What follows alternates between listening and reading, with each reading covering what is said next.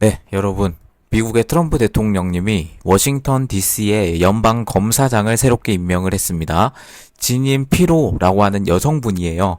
이분을 새롭게 임명을 했는데 미국이 그러니까 지금 트럼프 대통령 쪽에서 계속해서 선거에 대한 부분이나 그 주변에 있는 여러 가지를 건드리고 수사를 하려 하고 있는 마당에 이번에 연방 검사장이 새롭게 임명이 된 건데요. 트럼프 대통령님의 인사나 여러 가지 어떤 그런 부분은 이 좀 유심히 좀 지켜볼 필요가 있습니다. 그래서 지명이 된 거고 이제 임명으로 이제 된 건데 그래서 이 사람이 누군가에 대해서 알아보는 게 중요하긴 합니다. 왜냐면 트럼프 대통령님이 누군가를 임명을 하는 게 그냥 임명은 아니고요. 다분히 정치적인 의도나 의미를 가지고 임명을 하셨을 가능성이 지금은요, 매우 매우 크다고 할 수 있겠습니다. 그렇기 때문에 이 지니 피로라고 하는 분이 가진 생각이나 과거의 주장이나 이력이나 이런 게 좀 특이해요. 그냥 수백 명 트럼프 대통령님이 임명을 하시는데 그 중에서도 좀 특이한 분입니다. 왜 특이하냐라고 말씀드리면 지금부터 한번 보도록 하겠습니다. 지니 피로, 이번에 도널드 트럼프 대통령님에 의해서 워싱턴 DC의 연방 임시 검사장으로 임명이 되었습니다. 피로는 뉴욕 웨스터체스터 카운티에서 판사와 지방 검사로 일을 했었고요. 특이한 게 2006년부터 이 폭스뉴스에 합류를 해서 굉장히 유명한 프로그램인데요. 이 폭스뉴스를 좀 아시는 분들은 예전부터 좀 보셨던 분들은 이 프로그램을 다 아실 거예요. 더 파이브라고 하는 프로그램을 했었고 저스티스 웻 저지 지니 라는 프로그램을 직접 진행을 해오셨던, 그러니까 2006년부터니까 지금 거의 10년 정도 된 거죠. 그렇게 진행을 해왔습니다. 그래서 이번에 임명으로 인해서 폭스뉴스를 거의 20년 만에 이제 떠나게 됐다라고 이렇게 발표가 났었고요. 재밌는 게 이번에 그 트럼프 2기 내각에서 폭스뉴스 출신이 많습니다. 지금 2기 내각에만 해도 꽤 많은데 가장 대표적으로 지금 현재 어찌 보면 미국의 행정부의 부서에서 가장 중요한 부서를 담당하고 있는 국방부죠. 이 국방부의 장관을 하고 있는 피트 헤그세스 국방부 장관이 이 폭스뉴스의 진행자였고요. 또 교통부 장관인 숀 더피 또 폭스뉴스 출연자셨고, 태미 브루스라고 하는 국무부 대변인도 폭스뉴스의 고정 출연자였고요. 국세청장인 빌리 롱도 마찬가지고 주 이스라엘 대사인 마이크 허커비도 폭스뉴스 진행자였습니다. 여러분들이 좀 많이 아시는 국가정보국의 D&I 국장인 털시 게버드도 이 폭스뉴스에서 기고자 계약을 체결해서 여러 프로그램에 출연을 했었고, 터커 칼슨 투나잇이라는 굉장히 유명한 프로그램에 대체 진행자를 하기도 했었어요. 이 털시 게버드가. 또 쭉 있어요. 그리고 이번에 23번째로 폭스뉴스 출신으로 이 지닌 피로라고 하는 사람이 연방 검사장으로 이제 임명이 된 겁니다. 저는 그냥 이분이 폭스뉴스 출신이다, 그래서 특이하다 이렇게 말을 하는 거는 아닙니다. 바로 이 지니 피로가 특별히 그 중에서도 미국에서 지금 2020년 대선이 잘못되었는데 어떤 과정을 통해서 그렇게 되었는지 중에서 가장 유력한 원인으로 지목받고 있는 원인이 바로 선거 기계죠. 도미니언과 스마트 매틱이라는 것이 있어요. 일명 미국의 선거에 있어서 전자 개표기 비슷한 그런 기계라고 보시면 됩니다. 그런데 이 지닌 피로가 당시에 그 2020년 대선에 대해서 이 도미니언에 있는 소프트웨어가 선거 결과를 바꿀 수 있다라고 계속해서 주장을 했었고요. 당시에는 완전히 분위기가 물론 이제 트럼프 대통령님이 계속해서 그렇게 주장을 해 오셨고 결국에 또 대통령이 다시 됐는데 당시에는 완전히 분위기가 실제로 바이든이 대통령이 되어버리고 좀 석연치 않은 그 과정으로 인해서요. 그리고 백악관에 또 들어갔고 이러면서 지금 우리나라처럼 그런 이야기를 하면 선거에 대해서 좀 이상하다 이런 이야기를 하면 주변에서 완전히 막 탄압을 하는 그런 경우까지 가버린 거예요. 당시의 미국 분위기가. 그 당시에 미국 정치나 이런 쪽에 관심이 많으셨던 분들은 좀 그때 분위기가 더 생각이 나실 거라고 생각을 합니다. 그래서 이 지닌 피로도 역시 폭스뉴스 내부에서조차도 이거는 완전히 미친 이야기다 이러면서 이 지닌 피로를 잘라야 된다 내보내야 된다. 이런 이야기도 있었고요. 실제로 도미니언이나 스마트매틱 회사 측에서도 이 지닌 피로와 폭스뉴스를 상대로 해서 명예훼손 혐의로 해서 이제 소송까지 제기를 하고 이게 어느 정도 끝난 부분도 있는데 아직도 어떤 건 또 진행 중이고 그렇습니다. 아직까지도. 이런 분이에요. 이런 분을 이번에 트럼프 대통령님이 연방 임시 검사장으로 앉힌 거고요. 왜 임시냐? 정식이 아니고 왜 임시냐? 이렇게 궁금하신 게 당연합니다. 근데 그 전에 다른 지역의 연방검사장도 있는데 워싱턴 DC의 연방검사장은 좀 특별한 자리예요. 그거를 이해를 하셔야 합니다. 이곳에서는 검사장이 그냥 검사장이 아닙니다. 미국에서 연방검사장은 각 연방 지방 법원 관할 구역이 지금 총 94개가 됩니다. 미국에서 총. 그래서 해당 지역에서 연방법을 집행하는 최고의 검찰 책임자 자리를 바로 연방검사장이라고 하는데 이 워싱턴 DC의 연방검사장은 살짝 다른 느낌이에요. 먼저 전국 유일의 이중 관할권이 있습니다. 이중 관할권. 워싱턴 DC의 연방검사장은 연방 사건뿐만 아니라 지방 형사 사건도 담당을 하는데요. 미국에서 다른 93개의 연방 검사장은 딱 그 지역의 연방 사건만 담당을 해요. 그러나 워싱턴 DC는요.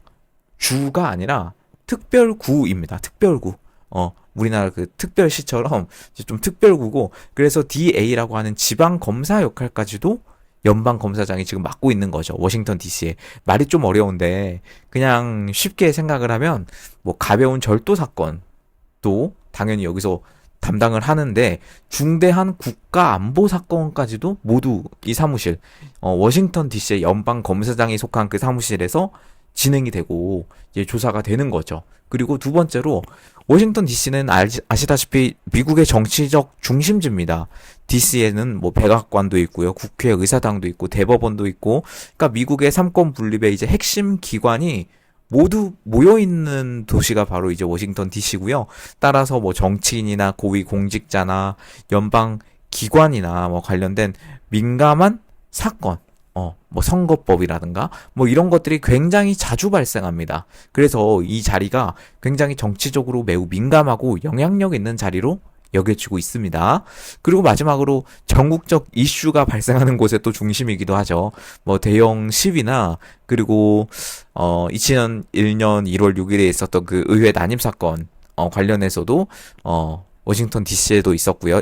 에서 있었고요. 그리고 뭐 정부 문서 유출 사건이라든가 뭐 FBI에서 좀 크게 조사하는 사건 관련 같은 경우는 대부분 이 DC, 워싱턴 DC 관할에서 이루어져요. 그래서 이러한 사건들의 기소 여부 자체가 미국의 전국적인 정치나 여론에 매우 큰 영향을 주게 됩니다. 기소한다는 것 자체가 그렇습니다.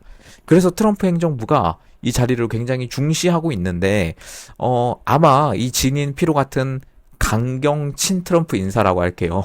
이 사람을 임시로 임명을 한다는 것에 대한 어떤 뒷 배경은 향후에 있는 그 수사나 선거 관련 사건에 대한 처리나 뭐 이런 것들에 대한 전략적 목적이 있다라고 하는 해석이 참 여러 가지로 나오고 있습니다. 그러니까 결론적으로 말씀드리면 이 워싱턴 DC의 연방검사장 자리는 사법권과 정치권이 만나는 접점이라고 볼 수 있어요.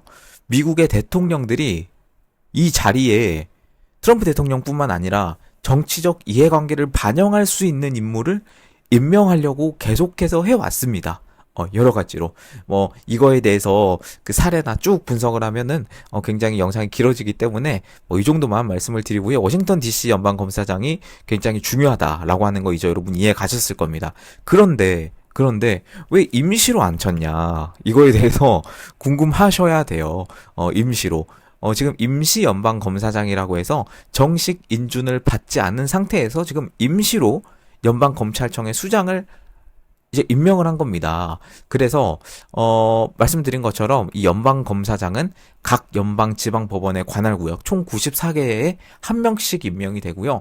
해당 지역에서 뭐 여러 가지로 사건을 담당하는 최고위의 검찰 책임자. 우리나라로 치면 이제 검찰총장인데 미국은 이제 연방제 국가다 보니까 주마다 이제 나눠지는 거죠. 그래서 가장 중요한 곳에 검찰총장이 지는 필요가 된 거다라는 건데 이 연방검사장은요, 대통령이 지명을 합니다. 그러니까 트럼프 대통령님이 이제 셀렉을 해서 지명을 하는 거예요. 그런데 그 다음에는 상원의 인준을 받아야만 정식으로 취임이 될 수 있는 자리이기도 합니다. 그렇다면 임시가 왜 필요할까요? 임시가 지금 그러니까 공석이라는 거죠. 쉽게 말해서 정식 연방 검사장이 공석이 되면 대통령은 여러 가지 절차로 임시 검사장을 세울 수가 있어요. 상원 인준 절차 자체가 시간이 매우 오래 걸리기 때문입니다. 수개월이 소요될 수도 있어요, 진짜로. 이 공백을 메우기 위해서 임시 대행이 필요하기도 하고요. 그리고 법적으로 허용된 권한입니다. 이 임시 임명 권한이. 미국 법무부 장관이나 대통령이 임시로 특정 인물을 임명할 수 있는데 이 사람은 일정 기간 동안 그 직무를 수행할 수 있어요. 이것이 법에 어긋난 게 아니고 실제로 임시석을 대통령이 임명할 수 있다라고 하는 건데 지금 트럼프 대통령님이 이 진인 피로라는 사람을 정식 연방검사장으로 지명한 것이 아니라 우선은 임시 대행으로 임명을 했거든요. 그래서 그 이유를 보면은 먼저 상원 인준을 기다리기보다는 즉시 임무를 맡기고자 함이라는 어떤 뒤에 있는 그런 이야기들이 계속해서 나오고 있습니다. 그렇다면 이 기간이 120일이거든요. 불과 4개월 정도밖에 안 되는데 그 4개월 안에 뭔가 중요한 사건을 이 피로에게 기소를 맡길 것인가 라고 하는 그런 예상이 나오는 거죠. 그리고 뿐만 아니라 정치적 반대 여론이나 어떤 검증 과정이 굉장히 좀 필요합니다. 여러분 우리나라 청문회 생각해 보시면 막 말도 안 되는 질문을 계속하고 막 그렇잖아요. 물론 제대로 된 것도 있지만 미국도 마찬가지입니다. 그래서 이 검증 과정을 좀 미루거나 우선순위를 미루기 위해서 이 정식 지명 여부를 결정하려는 그런 전략일 수도 있다. 라고 하는 거고요. 정식 검사장은 말씀드린 것처럼 좀 요약을 하면 대통령 지명과 상원 인준이 필요한데 임시 검사장은 그냥 대통령이 임명하면 끝이에요. 뭐 바랄 게 없습니다. 더 할 게 없고요. 정식 검사장은 4년 동안 가능한데 임시 검사장은 최대 120일 정도 가능합니다. 일반적으로 그렇습니다. 권한은 동일해요. 정식이랑 임시랑 동일해요. 그래서 만약에 진인 피로가 임명이 된 게 그 120일 안에 트럼프 대통령이 꼭 지금 연방 검사장을 통해서 해야 되는 일이 있다면 지금 진인 피로 같은 경우는요. 이 120일 때문에 본인이 2006년부터 폭스뉴스 진행자로서 쭉 맡아오던 그런 것도 다 내려놓은 상태로 지금 오셨거든요. 그렇기 때문에 그리고 이 진인 피로의 그 과거, 도미니언이나 스마트매틱이나 관련해서 의혹을 제기하고 이 2020년 선거에 대해서 그리고 이 좀 여러분 지금 시점이 뭔가 트럼프 대통령님 쪽에서 이 선거에 대한 걸 이게 계속 파헤치고 막 이렇게 뭔가 몽글몽글 올라오는 그런 시점에서 이 진인 피로를 워싱턴 DC의 연방 검사장으로 임명했다라고 하는 그런 소식인 겁니다. 네, 여러분 이제 조금 이 전체 스토리가 이해가 가실 거라고 생각을 합니다. 네, 여러분 우리나라도 지금 이 선거에 대한 이야기를 계속 드리지만 아시다시피 오늘부터 이제 사전 투표 기간입니다. 뭐 우리 구독자님들이나 이제 많은 분들이 또 본 투표로 하실 거라고 생각을 합니다만 여러분들 지금 그제 라이브로도 보여드렸던 이 트럼프 일기의 실무진이었던 미 국제선거감시단이 계속해서 한국에서 활동을 지속하고 계세요. 지금 오늘 같은 경우는 강동구, 천호동 쪽에서 사전투표 쪽 점검을 하신다고 하고요. 지금 뭐 어찌됐든 사전투표 날이 됐습니다. 그리고 이제 본투표 6월 3일 이후에서 한 6월 4일 새벽쯤 되면 이제 결과가 나오지 않을까 싶은데요. 아무튼 이 몰스탄 전 대사와 존 밀스 대령과 이 그랜트 뉴섬 미 해병대 대령 그리고 브래들리 테일러 박사가 이번 선거가 끝날 때까지 한국에 머물면서 이번 선거에 대한 보고서를 작성하고 증거를 모아서 미국과 유엔에 직접 보고한다라는 어떤 그런 계획이 있어요. 그 계획의 일환으로 이렇게 움직이고 계신 거고요. 지금 이쪽 CSP 재단 이분들이 앞에 말씀드린 분들은 이제 CSP 재단입니다. 이분 말고도 지금 그 스티븐 예이츠 쪽에서 미국의 헤리티지 재단도 들어와 있습니다. 각종 네트워크 전문가나 IT 전문가나 뭐 선거 관련 전문가 분들이 다 같이 지금 들어와 있기 때문에 그분들의 활동은 지금 철저하게 비공개로 이루어지고 있거든요. 그렇기 때문에 어떤 활동을 할지가 우리가 딱 알 수가 없어요. 그런 상황입니다. 물론 당연히 우리 지금 오늘부터 진행되는 있던 사전 선거에 대한 부분에 가장 초점을 맞추고 진행을 하지 않을까, 활동에 대해서 진행을 하지 않을까 싶은데요. 네, 여러분 지금 아무튼 간에 뭐 여러 가지로 우리나라도 우리나라지만 국제적으로 막 이런 움직임이 나오고 있다라고 하는 그런 소식 여러분들 전달드리고, 말씀드린 것처럼 결국 사전투표 날이 왔어요. 이제부터는 이제 여론조사나 뭐 이런 것도 발표가 안 됩니다. 여러분 지금 여론조사가 5월달 쭉 들어오면서 쭉 이렇게 발표가 됐는데, 뭐 국민의힘 단일화 사건 때문에 굉장히 좀 늦어지고 막 말도 많고 했는데, 뭐 아무튼 간에 김문수 후보가 계속해서 쭉쭉 따라오면서 지금 마지막은 거의 다 쫓아온 정도에서 일단은 마감이 됐어요. 골든 크로스가 일어난 부분도 있고요. 막 엠바고 풀린다 막 그런 이야기도 있었는데 아직까지는 나오지는 않았고, 이렇게 쭉 보시다 보면은 물론 이제 뭐 깜깜이 마지막 운동 기간이 되고 여조를 그렇게 신뢰하지도 않지만, 여러분 저희들은 다 당연히 본투표를 하실 걸로 생각을 합니다. 참 그 12월 3일 우리 윤석열 대통령님의 비상계엄 이후로 지금 거의 6개월 정도 지났습니다. 이제 본투표 날이 6월 3일이니까 그 정도 되면은 이제 딱 6개월 지났다라고 말씀을 드릴 수가 있겠는데, 지금 거의 6개월 정도 된 거죠. 그 당시에는 사실 뭐 1월, 2월, 3월이나 이럴 때는 이렇게 투표 날이 올 줄 전혀 몰랐어요. 4월 4일 그 탄핵 선고 날만 해도 아직도 그 날이 굉장히 생생하게 기억이 남는데요. 그때는 뭐 이제 기각되고 뭐 어떻게 될 줄 알았으나, 뭐 지금 어떻게 여러분 지금 사전 투표 날까지 왔습니다. 라이브 때도 우리 구독자님들하고 같이 나누긴 했는데 시간이 이렇게 빠를 수가 없다. 지금 2025년이요. 이렇게 빠르다니 이건 뭔가 이상하다 이런 말씀을 하셨는데, 자 진짜 올해는 그런 것 같고요. 아무튼 여러 일들을 지나서 여러분 올해까지 왔습니다. 오늘까지 왔습니다. 여러분들 본투표 때 꼭 부탁을 좀 드리고요. 네, 여러분들이 지금 막 요즘 막 그제부터 해가지고 막 젓가락 논란이다 해서 막 말들이 많습니다. 이런 것들을 이제 중도 저기 NPC들이 좀 많이 알아서 좀 영향이 좀 있을까요? 네, 있으면 좋겠습니다. 네, 지금 뭐 여러 가지로 이게 시끄럽지만 우리는 일단은 본투표 기간까지는 좀 중심을 지키면서 이렇게 해 나가야 된다라고 이렇게 생각을 하고, 여러분 마지막 소식을 좀 전달을 해드릴게요.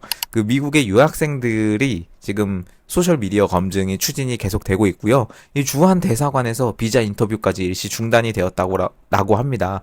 뭐 아시겠지만 이거는 국무부에서 담당을 해요. 매번 지금 트럼프 취임하고 나서 쭉 이어져 왔던 그 소식이 뭐냐면, 이 미국의 유학생들이 참 문제가 많다. 물론 아닌 분들이 대다수겠지만 그 특히 이제 중국 쪽 관련한 유학생들은 뭔가 그 대학교에 들어가서 뭔가 반미 시위를 주도한다거나 막 이런 활동을 계속해서 해왔기 때문에 실제로 국토안보부 측에서 직접 체포를 하기도 그러기도 했어요. 그래서 이 주한 대사에서도 마찬가지로 이 미국에 유학하려는 학생들의 이제 SNS 소셜 미디어를 다 심사하겠다 라고 해서 일단은 유학생 비자 인터뷰가 일시 중단이 됐습니다. 주한 미국 대사관도 5월 28일자로 일시 중단된 것으로 확인이 됐어요.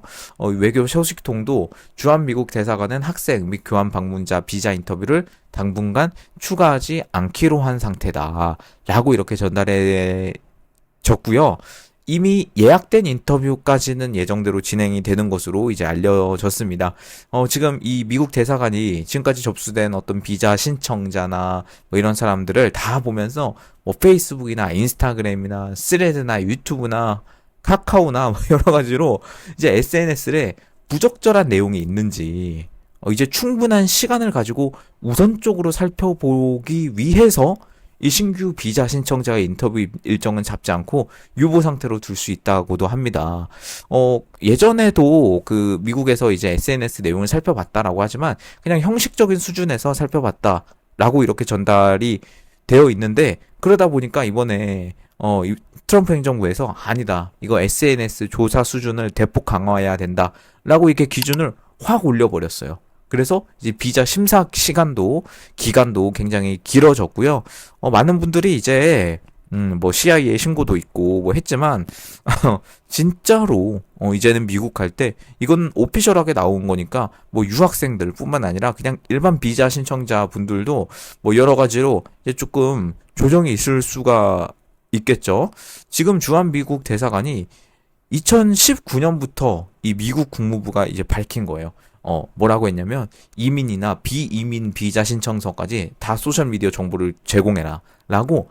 이미 트럼프 여러분 그 대통령이 뭐 이기 전부터 지금 2기 내각 전부터 해가지고 2019년부터 계속해서 그렇게 요구를 해왔다고 합니다. 이거는 미국의 이제는 주요 정책으로 자리가 잡을 것 같고요.